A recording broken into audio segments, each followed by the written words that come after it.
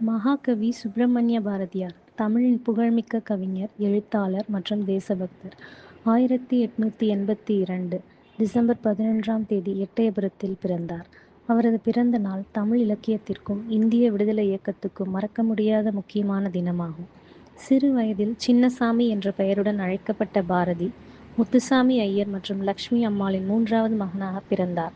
சிறு வயதிலேயே அவர் பாண்டிச்சேரி மற்றும் பிற இடங்களில் தமிழ், சமஸ்கிருதம் ஆகியவற்றில் தேர்ச்சி பெற்றார். பாரதியாரின் கவிதைகள் தமிழ் மொழிக்கும் புதிய பார்வையை கொண்டு வந்தன.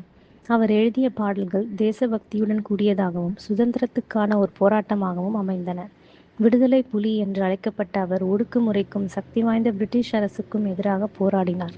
அதே சமயம் அவர் பெண்களின் உரிமைகள், ஜாதி ஒழிப்பு, சமத்துவம் போன்ற சிந்தனைகளிலும் தமது கவிதைகளின் மூலம் வெளிப்படுத்தினார். இது அவரது சமூக உணர்வை விளக்குகிறது.